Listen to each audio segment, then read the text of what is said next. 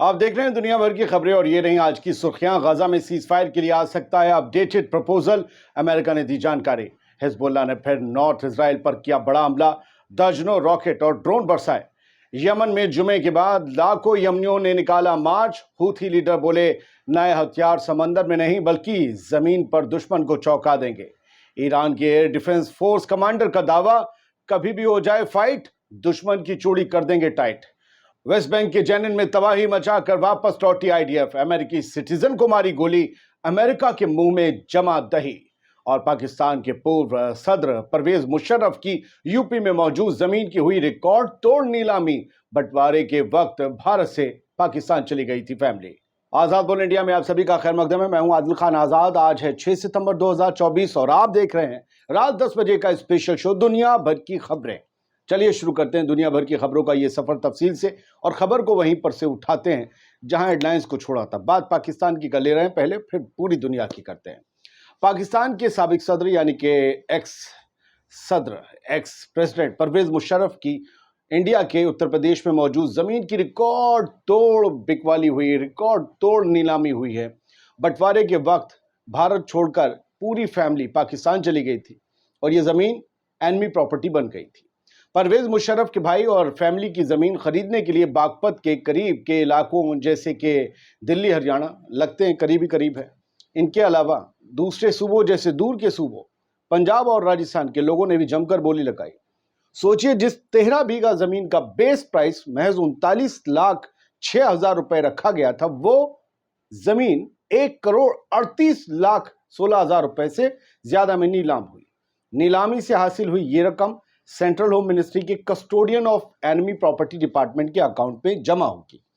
परवेज मुशर्रफ की फैमिली साल 1943 में बागपत के कोताना से दिल्ली जाकर बस गई थी।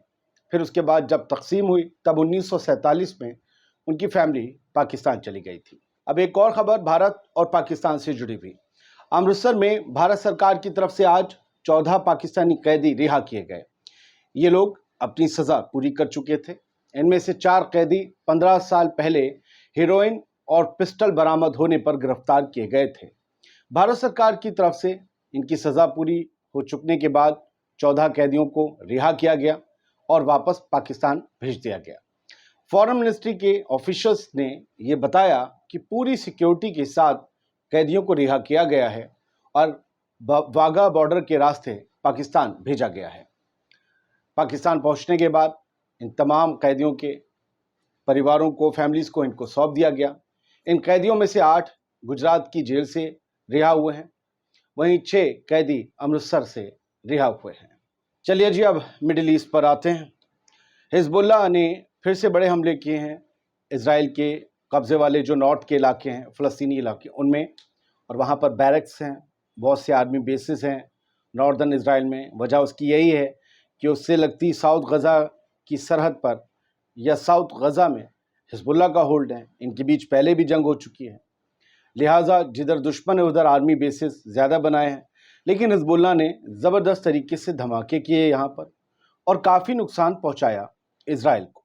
ये जो आप तस्वीर देख रहे हैं ये रियल धमाके की है। हिजबुल्लाह ने इसके साथ वीडियो भी जारी किया था, लेकिन वीडियो यहाँ दिखा नहीं सकते रिस्ट्रिक्शंस की वजह से। लेकिन ये बताया गया है कि इसके जवाब में भी जो पहले इजरायली अटैक हुआ, इजराइल ने जो बमबारी की लेबनान के इलाकों में, उसके जवाब में हिजबुल्लाह ने ये अपने लोगों के नुकसान का, उनके जान का, माल का बदला लिया। लेकिन इजराइल यहीं नहीं रुका। हिजबुल्लाह के हमलों के बाद उसने भी फिर से हमले किए, जिसे आईडीएफ ने जारी किया, वीडियोस जारी किए और बताया कि भाई हम भी ज़बरदस्त तरीके से इन्हें नुकसान पहुंचा रहे हैं, हम भी नहीं छोड़ेंगे इनको। उन्होंने ये वीडियो जारी किया है और आईडीएफ ऑनलाइन हैब्रू में लिखा हुआ है। ये बताया है कि हमने बिल्डिंग्स पर हमले किए और लेबनान की कई जगह पर किए जहां से उस इंफ्रास्ट्रक्चर पर जो हिजबुल्लाह का मिलिट्री इंफ्रास्ट्रक्चर था, बेत लीफ एरिया में, वहां पर हमने हमले किए हैं। शोबा में, कफार में, सब जगह सदर्न लेबनान में हिजबुल्लाह के अड्डों को हमने मिसाइल से हिट किया है। और उसका वीडियो उन्होंने जिस तरीके से एक एरियल वीडियो होता है ड्रोन का, और या यूं कहें कि ड्रोन से या एयरक्राफ्ट से लिया हुआ, उसे पेश किया है आईडीएफ ने। तो दोनों तरफ से हमले हो रहे हैं। अल-मयादीन की खबर है کہ آج 70 ماس ڈیمانسٹریشن ہوئے جمعے کی نماز کے بعد یمن میں. یہ سبھی فلسطین کے حق میں ان کے سپورٹ میں ہوتے ہیں. لگ بھگ 50 جمعے ہونے والے ہیں. یمن کے ہاؤتھیز یا پھر یمن کی وہ عوام جو ہاؤتھیز کے کنٹرولڈ ایریا میں رہتی ہے، جن صوبوں میں یا جن شہروں میں رہتی ہے، وہاں پر فلسطین کے لیے، فلسطین کی فلاح بہبودی کے لیے، ان کی سلامتی کے لیے ہر جمعے کو، جمعے کی نماز کے بعد یہ جلوس نکلتے ہیں اور قسم کھائی جاتی ہے کہ فلسطین کی آزادی تک اور غزہ میں جنگ رکنے تک ہم یمن کے ہاؤتھیز اور ان علاقوں میں رہنے والے لوگ لگاتار فلسطین کی حمایت میں لڑتے رہیں گے، لال ساگر سے لے کر زمین تک اگر نوبت آتی ہے. بات زمین اور لاکھوں لوگ سڑکوں پر نکلے. اور یہ جو آپ فوٹو دیکھ ہی رہے ہیں، یہ فوٹو بس ایک ہی جگہ سے کلک ہوا تو آپ کو کچھ ہی لوگ دکھیں گے، لیکن یہ لاکھوں کی تعداد میں کئی جگہ کئی چوراہوں پر اکٹھا ہوتے ہیں. انہوں نے ان کے جو سید علی ہوتی جو ہیں، انہوں نے قسم دہرائی اور انہوں نے اس بار یہ دعویٰ کیا، مسٹر ہوتی نے، کہ بھائی اب جو ہم زمینی ہمارے پاس مال مسالہ ہے، ہتھیار ہے، وہ ہم جب استعمال کریں گے تو پوری دنیا چونک جائے گی، کیونکہ وہ ہماری اس طاقت سے ہی چونکے ہوئے ہیں جو ہم نے، جس کی نمائش ہم نے سمندر کے اندر لال ساگر میں عدن کی کاڑی تک کی ہے. اس سے ہی چونکیں کہ ہمارے پاس کیا کیا مال مسالہ ہے. ہمارے پاس ہمارے بنائے ڈرونز، میزائل سب ہیں. ہر بار ہم انہیں چونکاتے ہیں، لیکن جس دن ہم نے انہیں اپنی زمین کی طاقت دکھائی، ان کا حشر وہی جانتے ہیں کیا ہوگا، دیکھ کر غش کھا کر گر پڑیں گے. مطلب اس طریقے کی باتیں ہر کوئی اپنے لیے کرتا ہے. اب کیا پتا انہوں نے کیا بنایا ہوا ہے، ٹینکس بنائے ہوئے ہیں، کیا آرمڈ وہیکلس ہیں، کیا کچھ ہے نہیں پتا. لیکن یہ بار بار اس بات کا اشارہ کہ ہم زمین سے بھی حملہ کر سکتے ہیں، یہ اشارہ دیتا ہے کہ ہو سکتا ہے بہت سا سامان لد کے لیبنان یا سیریا کی سرحد سے ہاؤتھیز یمن میں لڑیں. اگر وہی لڑ سکتے ہیں تو پھر ان سرحدوں سے گھس کر کیوں نہیں سیریا کے اور حزب اللہ کے لڑاکے پہلے آ جائیں گے. یہ مانا جا رہا ہے سمندر کے راستے کسی کوسٹل ایریا میں اسرائیل کے جا کر یہ لوگ اٹیک کر سکتے ہیں، بٹ یہ بہت ہی ہائپوتھیٹیکل بات ہے. فی الحال ان کا کام حدیدہ کے پورٹ سے لال ساگر میں ہو رہا ہے. جون میں رپورٹ آئی تھی کہ 90% آف کنٹینر شپمنٹ کا جو بزنس ہے ریڈ سی کے راستے سے وہ ٹپ پڑ گیا ہے. نقصان اس میں کس کا ہے؟ سعودی عرب کا بھی ہے، ایجپٹ کا بھی ہے، کیونکہ ان کے بھی بندرگاہ اس راستے میں تھے جہاں سے چنگی انگی کٹتی تھی، کچھ ان کا سامان آتا تھا، وہ بھی کیپ آف گڈ ہوپ سے ہو کر آ رہا ہے، تو انہیں بھی نقصان ہو رہا ہے. خیر، ایران کی ایئر ڈیفنس جو پاور ہے، اس کے جو کمانڈر یا یوں کہیں ایئر ڈیفنس فورس جو ہے، اس کے جو کمانڈر ہیں بریگیڈیئر جنرل علی رضا صباحی فرد، انہوں نے یہ کہا ہے کہ ہماری تیاری مکمل ہے ایک جنگ کے لیے، ایک بڑے مطلب جو ہے ایک مرحلے کے لیے، ایک بڑے پلیٹ فارم کے لیے. اگر جنگ چار طرف سے چھڑ جاتی تو ہم تیار ہیں. ہم دشمن کو روکنے کے لیے بھی تیار ہیں، ان کے آنے والے پروجیکٹائلز کو، اور دشمن کو مارنے کے لیے بھی تیار ہیں، اور ہمیں کسی بھی قیمت پر ہلکا نہ سمجھا جائے. جب بھی ہوگی فائٹ چوڑی کر دیں گے ٹائٹ. یہ ہمارا جملہ ہے. لیکن کوئی بھی اپنے دشمن کو اور کیا کہتا ہوگا؟ یہ تو نہیں کہتا ہوگا آئیے کھائیے گلاب جامن، ہے نا؟ تو یہ ساری باتیں صباحی فرد نے کہی ہیں. اور آج فرائیڈے میں جمعے کو 6 ستمبر کو انہوں نے یہ کہا کہ ہماری جو پاور ہے وہ پہلے سے زیادہ بڑی ہے، اور ہم کسی بھی قیمت پر ایران کی سلامتی سے، ایران کی سیکیورٹی سے ہم سمجھوتا نہیں کریں گے. ہمارا دشمن کتنا بھی بڑا ہو، ہم اس سے لڑیں گے اور اپنے ملک کی حفاظت بھی کریں گے. خیر، اینٹی بلنکن کی ایک خبر دا ٹائمز آف اسرائیل کے حوالے سے کہ بابو یہ کہہ رہے ہیں بلنکن کہ انہوں نے انڈیکیٹ کیا ہے کہ mediators will present updated ceasefire offer in coming days. کچھ ہی دنوں میں، آنے والے کچھ دنوں میں جو میڈیٹرز ہیں، میڈیٹرز مین قطر اور ایجپٹ، مان لیجیے قطر اور ایجپٹ جو ہیں وہ ایک اپڈیٹڈ پروپوزل لائیں گے سیز فائر کا. اور اپڈیٹڈ اس لیے کیونکہ کچھ شرائط پر حماس راضی نہیں ہے جو اسرائیل نے بے وجہ لگائی ہیں، جبکہ بائیڈن کے پروپوزل میں وہ شرطیں نہیں تھیں.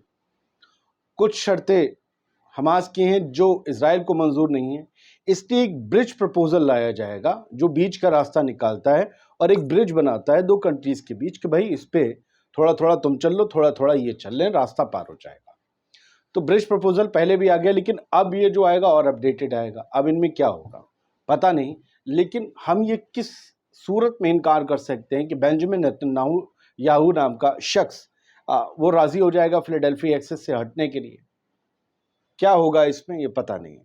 یو ایس سیکریٹری نے یہ کہا ہے کہ بہت جلد ایسا پروپوزل آئے گا اور جو ہے سعودی ڈیل جو ہے وہ پاسبل ہے جو بائیڈن کے آفس کا جو ٹرم ہے وہ ختم ہونے تک، یعنی نومبر میں جو بائیڈن نومبر تک پریزیڈنٹ رہیں گے. اس کے بعد نیا پریزیڈنٹ الیکٹ ہو جائے گا، وہ کب شپت دیتا ہے وہ الگ مسئلہ ہے.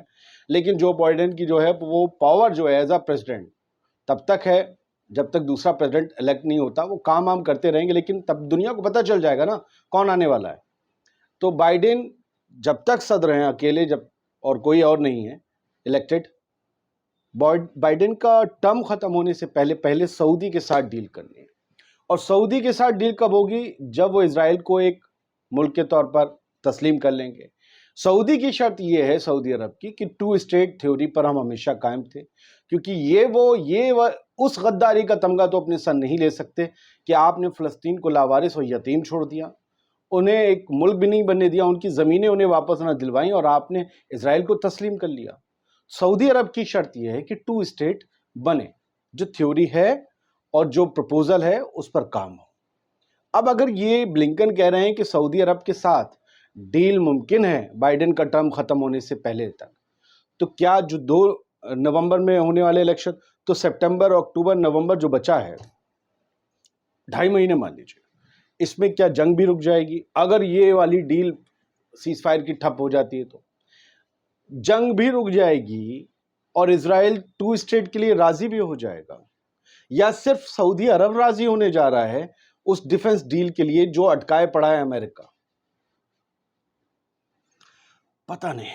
خیر، الجزیرہ کی خبر ہے، اسرائیل کی جو غزہ میں جاری جو اگریشن ہے، وار نہیں کہوں گا، پھر سے میں کہہ رہا ہوں، جو ان کے ظلم جاری ہیں اسرائیلی فورسز کے غزہ میں، جس میں 40,000 سے زیادہ لوگ شہید ہو چکے ہیں، جس میں وار کرمنل اور وار کرائم کا کیس چلنے کو ہے، اس معاملے میں اسرائیل لگاتار تباہی مچائے ہوئے غزہ میں.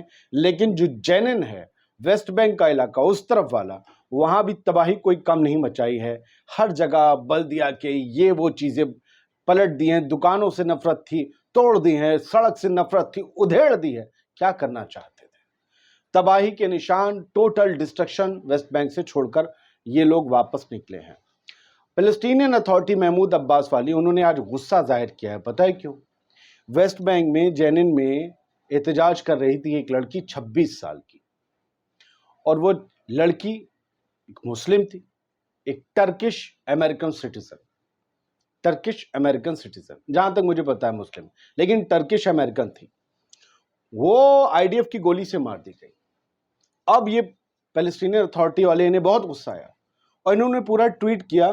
حسین الشیخ ان کا نام ہے، اور یہ صاحب جو ہیں فلسطینین اتھارٹی کی جو ایگزیکیوٹیو کمیٹی ہے اس کے سیکریٹری جنرل ہیں حسین الشیخ. انہوں نے لکھا ہے کہ اسرائیلی آکوپیشن نے ایک امریکن ایکٹیوسٹ کو مار دیا جو آکوپیشن اور سیٹلمنٹس کا جو ہے وہ مخالفت کر رہی تھی ان کی. تو اسے جو گولی ماری ہے، ہماری کنڈولنس ہے ان کی فیملی کے ساتھ، اور دیکھنا چاہیے کہ کس طریقے سے یہ لوگ ظلم کر رہے ہیں. 40,000 سے زیادہ لوگ مارے جا چکے ہیں. ویسٹ بینک میں اور لوگ بھی مارے گئے ہیں. کیا سب کے لیے ہر بار ایسے ہی ٹویٹ آیا؟ انہیں چھوڑیے، انہوں نے کیا ہوگا، شاید کیا ہو شاید نہ کیا ہو، ان کی مخالفت یا کچھ بھی اختلافات ہو سکتے ہیں، کیونکہ ادھر حماس والا معاملہ مان لیا جاتا ہے، بندوق والے اور یہ لوگ جو ہیں. خیر، امریکہ کے منہ میں دہی جمع ہوا ہے. ابھی وہ 6 جو ہوسٹیج ملے تھے 5 دن پہلے مرے ہوئے رفح سے، اسرائیلی ہوسٹیج، اس میں ایک امریکن اسرائیلی سٹیزن تھا، مسلمان نہیں تھا. کتنا ہائے ہلہ مچایا تھا. امریکہ نے کہا تھا کہ حماس کے ہاتھوں پر امریکن خون ہے، تباہ کر دیں گے، برباد کر دیں گے، یہ کر دیں گے. یہ بھی امریکن سٹیزن ہے.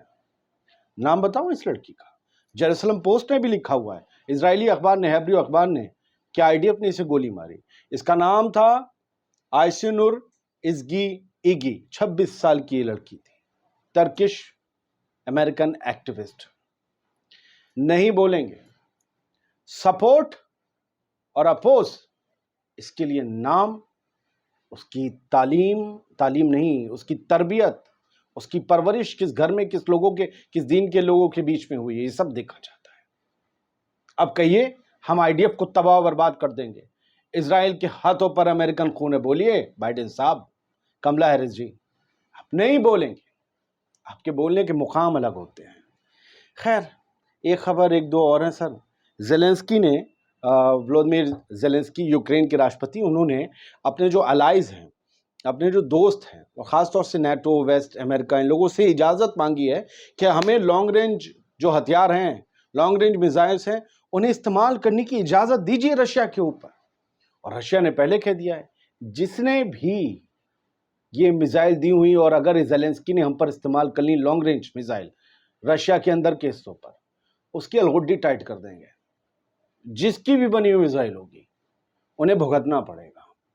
اب لیکن ایک اور خبر اسی میں یہ ہے کہ امریکہ نے آج پھر ہتھیلی لگائی ہے یوکرین کے, ادھر اسرائیل کی لگاتے ہیں. یوکرین کو $250 ملین کی نئی ملٹری ایڈ دینے کا اعلان کیا ہے یوکرین کو. $250 ملین کی. کبھی آپ نے پورے اس مرحلے میں سنا کہ ہم اتنے $100 ملین کی غزہ کو مدد دیتے ہیں؟ غزہ کے عام لوگوں کو کہتے ہیں کہ ہتھیار خریدو اور اپنی حفاظت کرو IDF سے. چلو چھوڑو, ہتھیار نہیں. غزہ کے عام لوگوں کے لیے ہم راشن, کپڑے کی, لتے کی, میڈیکل فیسلٹیز کی اتنی ایڈ دیتے ہیں. آپ اس پورے جنگ تو وہاں بھی ہے نا, یہاں سے زیادہ تباہی ہے, یہاں سے ہزاروں گنا زیادہ تباہی ہے یوکرین سے. نہیں ہوتا. خیر چھوڑیے, میں کمنٹری نہیں کروں گا, میں نیوز پر ہی رہوں گا. آپ کو نیوز بتائی اور نکل گیا, اور کچھ نہیں. شکریہ, سلامت رہیے.